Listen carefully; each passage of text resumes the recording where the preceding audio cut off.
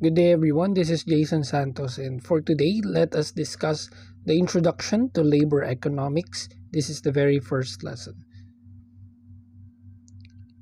This will be the coverage of our discussion. We will tackle the introduction to labor economics, see some of the global labor issues, talk about supply, demand, and equilibrium, and show an example, which is the case of the Alaskan labor market case.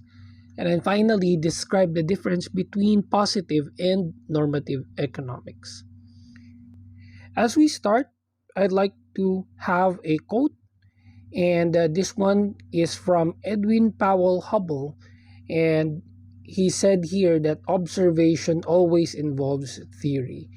So, in any observation, whether in the past, in the present, even modern day economics, we can always associate that with an existing theory.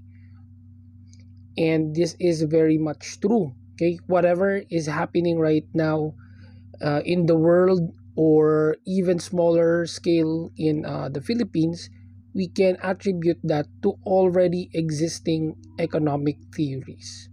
Okay, so for our introduction, most of us will allocate a substantial fraction of our time to the labor market.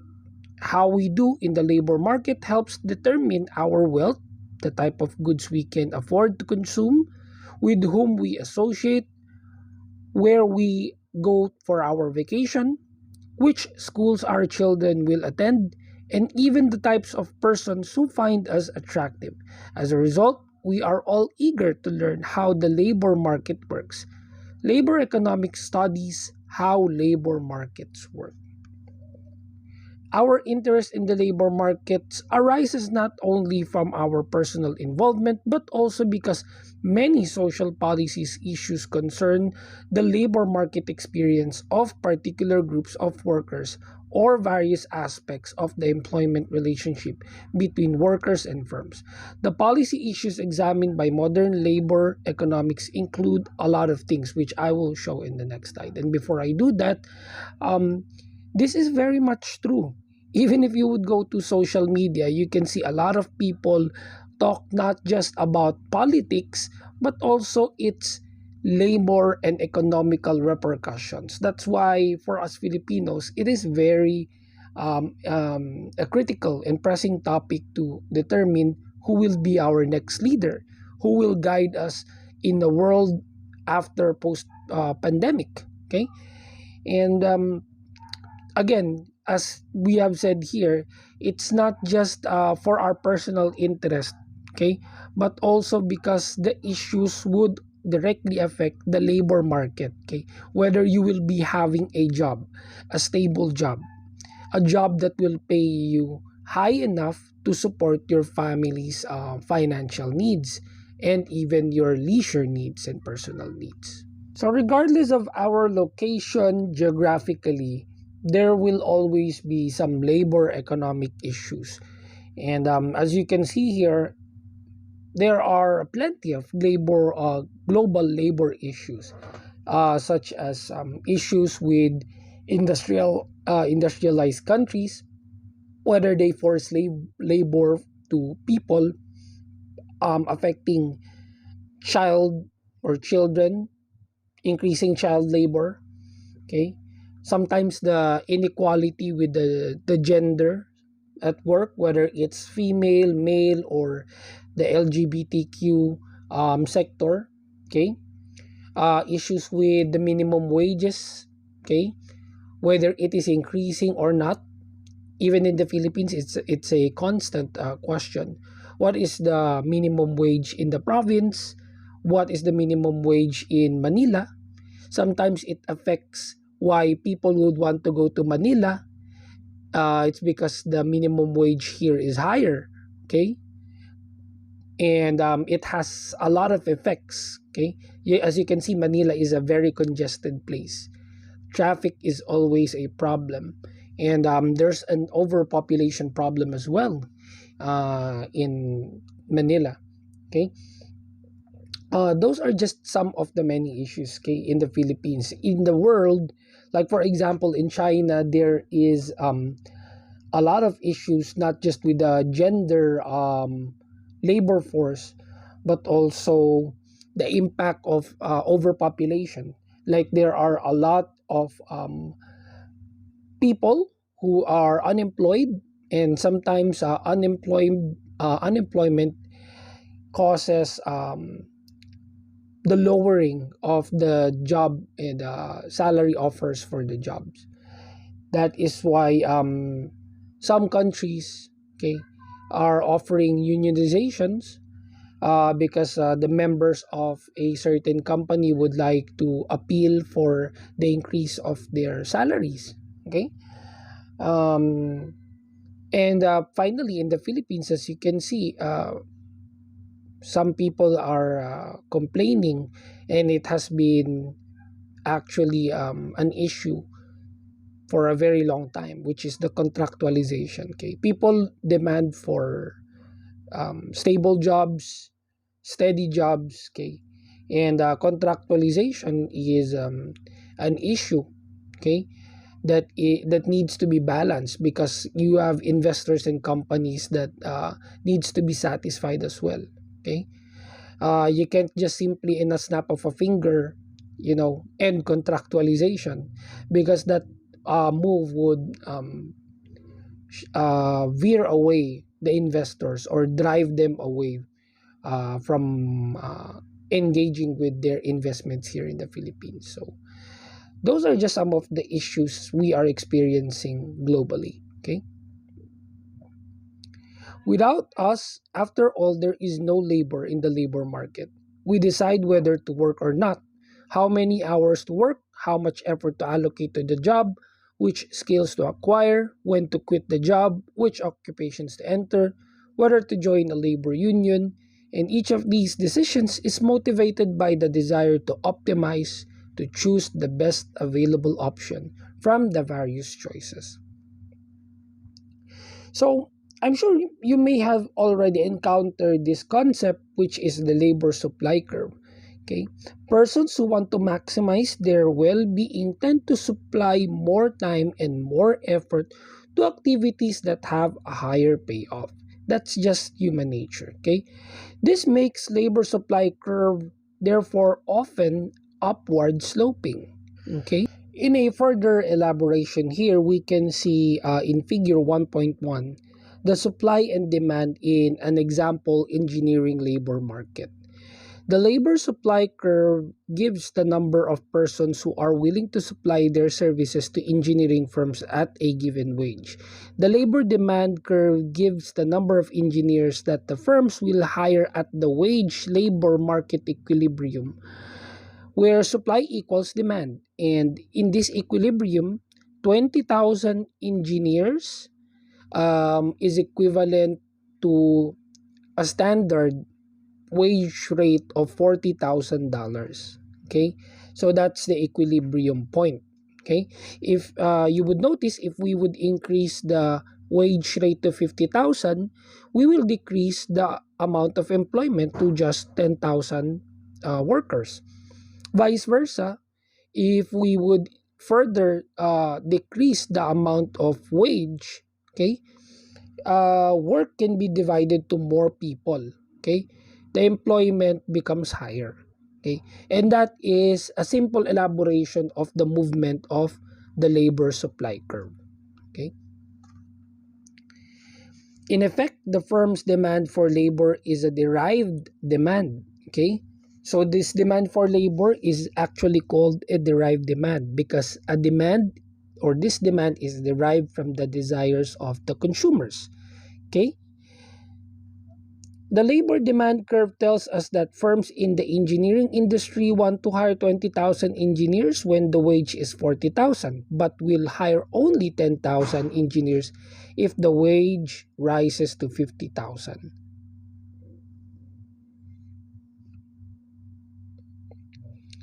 As workers search for jobs and firms search for workers, these conflicting desires are balanced out and the labor market reaches an equilibrium. In a free market economy, equilibrium is attained when supply equals the demand. Another thing that I would like to emphasize here is that in any setup, there is one major player in the labor market, which is the government. The government can tax the workers' earnings, subsidize the training of workers, in this case, the engineers. Uh, the government can also impose a payroll tax on firms, demands engineering firms to hire different people, let's say from a Muslim origin, from Visayas, a Cebuano, so on and so forth. Okay, and the increase in the supply of engineers by encouraging this type of some sort of a minor immigration locally or even from abroad will change the equilibrium. Like for example, the case with Pogo. Okay, with Pogo, there has been an increase in the labor market, but the demands were directed towards Chinese workers, and in a way, it has impacted the amount of workers the government can accommodate for Filipinos because it has already been filled up by Chinese people. Okay, so government regulations therefore help set the ground rules that guide exchanges in the labor market. Okay, to further elaborate this, I would like to tell you a story about the Trans-Alaska Oil Pipeline. Okay, and this happened many decades back. Okay, in January 1968, oil was discovered in Pudhoe Bay in remote northern Alaska. The oil reserves were estimated to be greater than 10 billion barrels. That's really large. Okay, it makes it the largest discovery in Northern America. Okay, there was one problem with the discovery. Okay, the oil was located in a remote and frigid area of Alaska, far from where most consumers live. To solve this daunting problem of transporting the oil to those consumers who wanted to buy it, the oil companies proposed to build a 48-inch pipeline across the 789-mile stretch from northern Alaska to the southern and ice-free port of Valdez. At Valdez, the oil would be transferred to oil supertankers, and these huge ships would then deliver the oil to consumers in the United States and elsewhere. The oil companies joined forces and formed the Alyeska Pipeline Project. The construction project began in the spring of 1974, and after the US Congress gave its approval in the wake of 1973 oil embargo. Okay, this was after World War II. Okay, construction work continued for 3 years and the pipeline was completed in 1977. Alyeska employed about 25,000 workers during the summer of 1974 through 1977, and its subcontractors employed an additional 25,000 workers. Once the pipeline was built, Alyeska reduced its pipeline-related employment to a small maintenance crew. Because of this, many of the workers employed by Alyeska and its subcontractors who were engineers that built pipelines across the world, very few of these engineers were resident Alaskans. Okay? The remainder of the Alyeska workforce considered of low-skilled labor such as truck drivers and excavators. And many of these low-skilled workers are the residents of Alaskans. The theoretical framework summarized by the supply and demand curves can help us understand the shift in the labor market that should have occurred in Alaska as a result of the Trans-Alaska Pipeline System. Okay, the Alaskan labor market was initially in an equilibrium. Okay, represented by the demand, okay, and the supply meeting at the middle. And then the labor demand curve tells us how many workers would be hired in the Alaskan labor market. Okay. So this figure, 1.2, shows us what happened with the Alaskan pipeline case. Okay. The construction of the oil pipeline shifted the labor demand curve in Alaska from D sub 0 to D sub 1. So there was an increase. Okay, it has resulted in higher wages and employment. But once the pipeline was completed, the demand curve reverted back to its original level and wages and employment fell. So this was more of a temporary job boost and increase for Alaska. Okay, and it has affected, okay, the residents, because for a time the standard of living there increased because money was flowing in. Okay, and that was due to a temporary project that was made at the time. Okay, and then after the project was done and employment has been reduced, okay, the standard of living fell down as well together with it. Okay,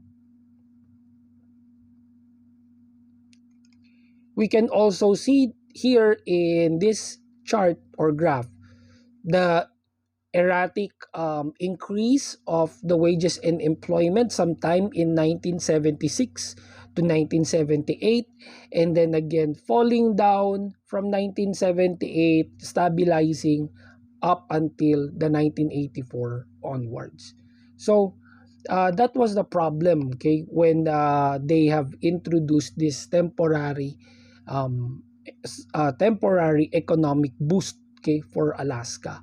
It wasn't sustainable at that point. Okay, it is worth noting that the temporary increase in earnings and employment occurred because the supply curve of labor is upward sloping, and that an outward shift in the demand curve moves the labor market to a point further up on the supply curve. Okay, so in the summer of 1973, about 39% of Alaskans were working. And in the summer of 1975 to 1976, 50% of Alaskans were working. Second rate population growth in Alaska accelerated between 1974 to 1976. And because people living in lower 48 states moved to Alaska to take advantage of the improved economic opportunities offered there, the increase in the rate of population growth was just temporary. Okay, population growth reverted back to its long-run trend soon after the pipeline was completed. Okay, so in this case, we have learned the significance of labor economics. Okay, and this is just a simple story of how the Trans-Alaska Pipeline affected the labor market outcomes experienced by the workers in Alaska, and how each of the actors in our story played a major role. The government approved the pipeline project despite the potential environmental hazards involved. Firms that saw increased opportunities in building the pipeline increased their demand for labor, and workers respond to the change in the demand by increasing the quantity of labor supplied to the Alaskan labor market. We have in effect constructed a simple theory of model of the Alaskan labor market. The model is characterized by an upward sloping labor supply curve and a downward sloping labor demand curve, and the assumption that an equilibrium is eventually attained that resolves the conflicts between workers and firms. And as we have just seen, this model predicts that the construction of the oil pipeline would temporarily increase the wages and employment in the Alaska. This prediction is testable. That is, the predictions about wages and employment can be compared with what actually happened to wages and employment. It turns out that the supply-demand model passes the test. The data are consistent with theoretical predictions. So now, let's try to understand what is a positive and normative economics, because it also is related to this story we just have seen, or the case we have seen. Okay, the supply-demand framework predicts that the construction of Alaska oil pipeline would have temporarily increased the employment in the Alaskan labor market. And that prediction is an example of positive economics. Okay? Positive economics addresses the relatively narrow what is questions, such as what is the impact of the discovery of oil in Prudhoe Bay, what is the subsequent construction of the oil pipeline effect on the Alaskan labor market. Okay, Positive economics therefore addresses questions that can in principle be answered with the tools of economic without interjecting any value judgment as to whether the particular outcome is desirable or harmful. Okay. On the other hand, okay, we have broader questions that fall in the realm of normative economics. Okay. When you say normative economics, this addresses the much more broader concepts such as what should be. Okay, what should be questions. By their nature, the answers to these normative questions require value judgments because each of us probably has different value systems. And we answer to these normative questions on a daily basis. Okay, what no matter what the theory or facts tells us about the economic impact of the oil pipeline, the disemployment effects of the minimum wage, or the impact immigration on the economic well-being of the native workers were very much necessary. Okay, so here we can see positive economics. There should be no home. If we raise taxes on the rich, the increased revenue for government is not enough to pay for services. Okay, so it's more concerned on taxing the rich. And for normative economics, you can translate it in the same statement, but it is much more ideal. Like there should be no homeless, there should be no poor people, no sick people, so on and so forth. Okay, positive is, was, and will be. Normative is ought to, should I. Okay. Positive economics deals with facts that can be proved. Normative cannot be proved because it is not based on facts. It's prescriptive. While positive economics um, connects causes and effects and are far more objective. So there you have it. I hope you have learned our first lesson for labor economics. And I would like for you to write down at least three things you have learned from the lesson. And in your own analysis, was there a way for the government to extend or prolong the Alaskan labor market to an extent of being sustainable? You should explain your answer. And identify one key labor issue in the Philippines, past or present, and identify the positive and normative economics surrounding it. That's it. Thank you so much, and I will see you on the next lesson.